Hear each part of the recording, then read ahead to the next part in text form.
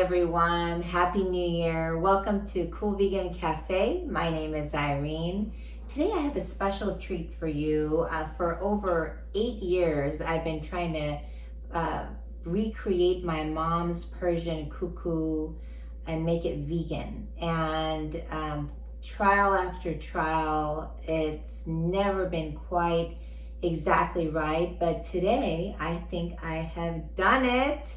And of course, when I say I mean my mom and I, because I couldn't have done it without her. I tweaked different ones, multiple taste tests, and her trying to, help me make it vegan. She is now fully vegan and mostly raw. So I'm so appreciative, Mom, that you helped me recreate this for my family. We're going to need 2 bunches of green onions, 2 bunches of parsley. It can be Italian parsley, regular parsley, or a mix of both. 5 cloves of garlic, 3/4 teaspoon turmeric, 1/2 teaspoon black salt, 1/4 teaspoon pink salt,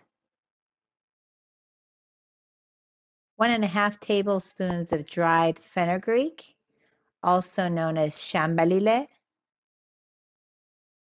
1/4 cup of unsweetened cashew yogurt, 1 teaspoon tapioca flour, 1 cup split mung beans, also known as moong dal, 1¼ cups water. So you also want an 8-inch non-stick pan. For non-stick pans, I also use stainless steel as much as possible in my cooking. This one, I couldn't make it work with the stainless steel. I always recommend get the most expensive non-stick pan you can afford, and the thickest that you can afford. And for something like this, I recommend the electric stovetop. I happen to have a gas stovetop, so I purchased this countertop burner. It makes showing you guys this recipe easier, and also I found this evenly cooks the kuku. I also use this for my pancakes, so they're very relatively inexpensive. And this one happens to be a Cuisinart, but there's a lot of different brands that will do just fine. The first thing we're going to do is get our things that we need to wash washed. So first we're going to wash the vegetables, the 2 parsleys and the 2 green onions.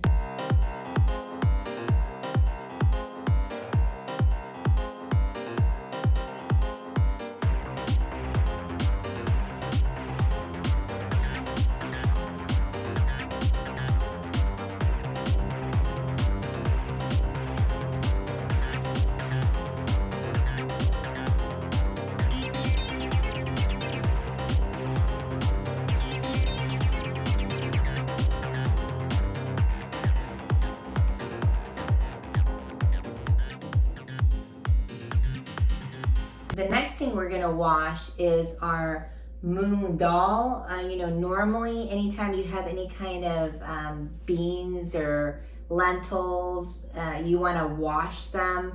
You check them first to make sure there's no rocks or any debris, and then wash them until you get clear water.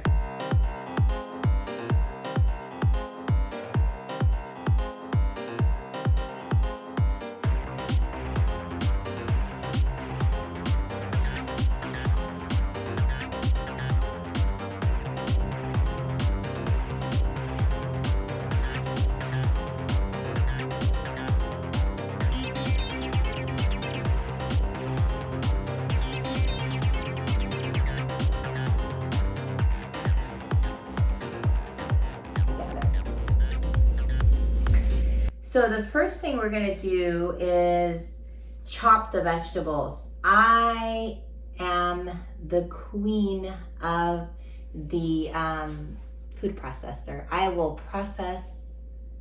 use technology in any way I can to make it easier. But on this one, I have tried, and I can tell you that it's better to chop them by hand. It's not too difficult. I'm going to share some of the tricks that my mom uses, and I highly recommend you do these by hand. If you have really large batches, you can do the parsley in a food processor. And I have shown in the Ghormeh Sabzi recipe how you can food process pretty much both the green onions and the parsley. But again, in Ghormeh Sabzi, things cook a different way. And in this one, I highly recommend that you chop. And again, we're gonna make it a little bit easier for you. And so let's go to do that.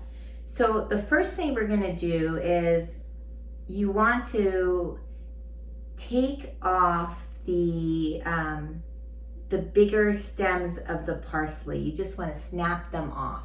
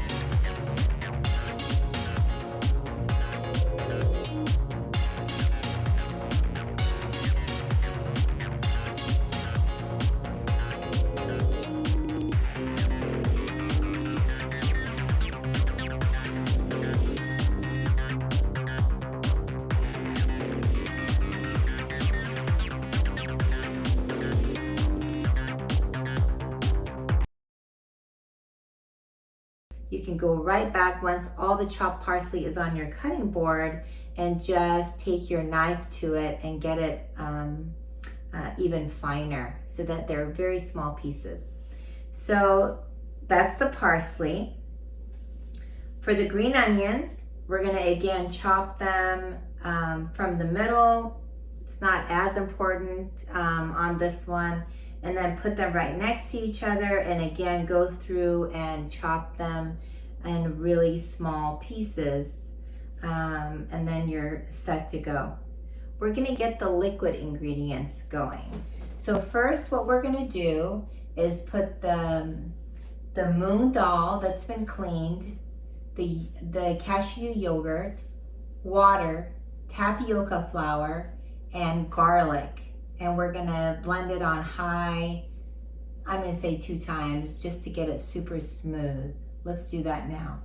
Now that we have it the smooth consistency, I use a fine mesh strainer. Now that we have the beautiful mixture, what we're gonna do is add 1 1/3 of a cup of the mung bean mixture to the 4 cups of chopped greens that we have. You will have some mixture left over, so put that to the side. Now we're gonna add 2 tablespoons of the dried fenugreek, which again is also called shambalile if you have access to a specialty grocery store. Or you can find fenugreek in any grocery store. Black salt, pink salt, and the turmeric.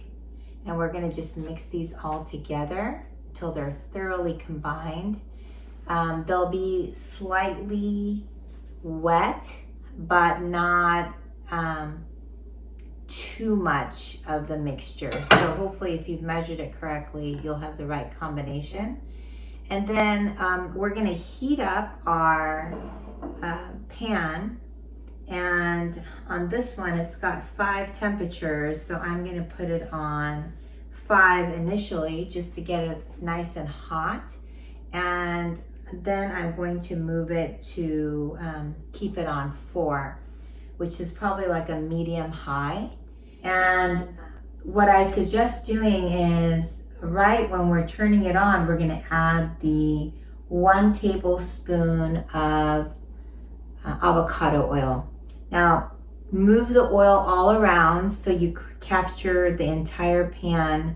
The entire amount of this oil is not gonna get soaked up.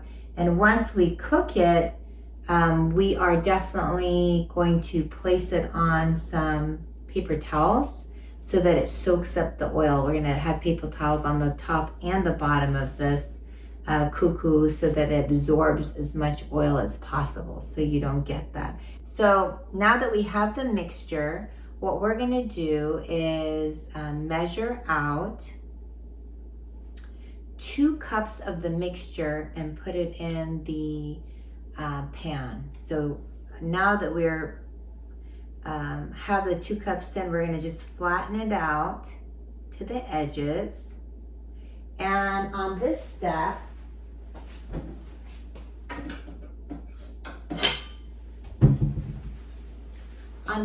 what we're gonna do is cover it with a lid and put our timer for 10 minutes and let it cook for 10 minutes.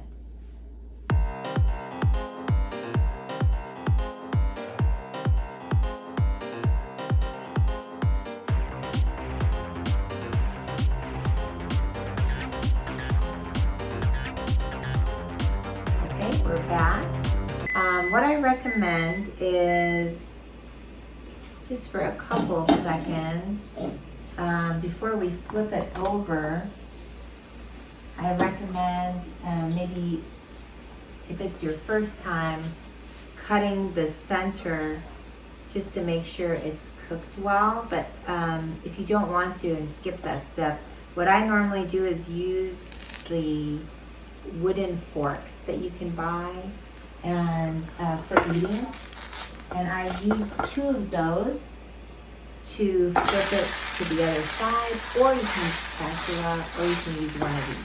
1 spatula with 1 wooden fork, and then move it to the other side. Now, on this side, we put again 10 minutes, but we leave the lid off.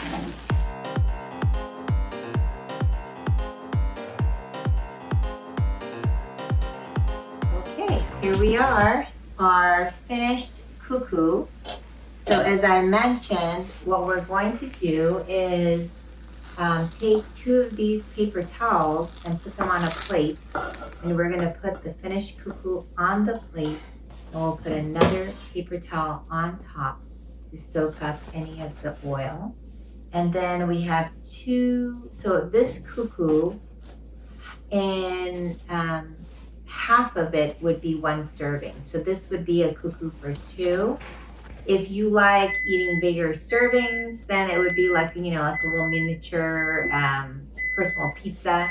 Then you would have the whole thing. But I usually make this only on special occasions, and we try to be very careful, like I said, with the oil. So we'll split it in half, and this recipe makes 4 servings for us, which is perfect. So as this one is soaking the oil, we're gonna do the next one.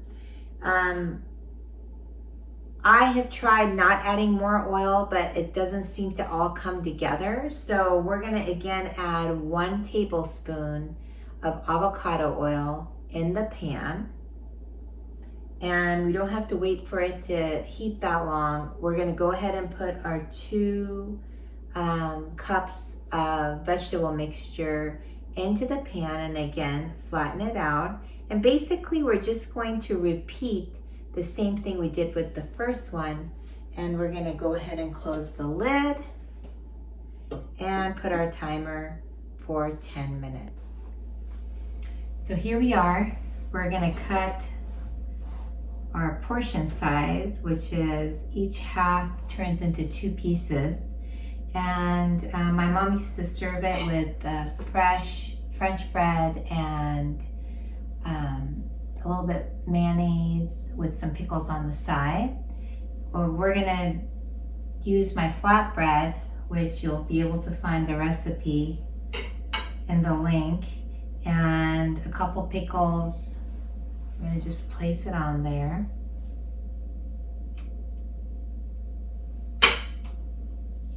The flatbread is super easy to make.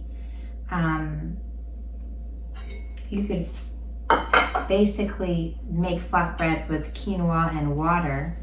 I've added a few more ingredients for my flatbread, but if you're in a pinch, you can definitely just use the quinoa and water.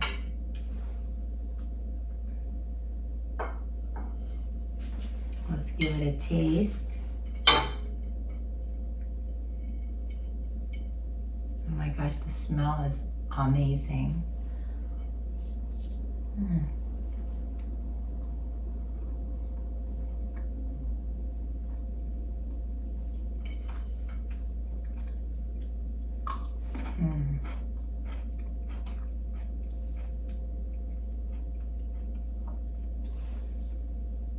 Exactly like kuku, which requires a lot of eggs and a lot of oil. Even with a healthy flatbread, it tastes decadent and special, and definitely is part of every one of our special occasions. I hope you try it.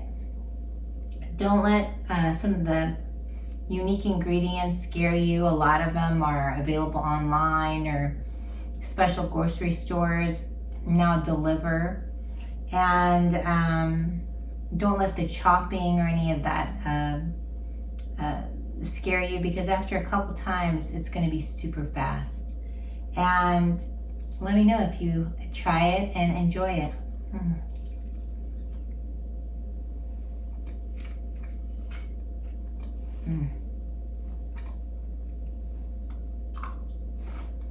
Amazing.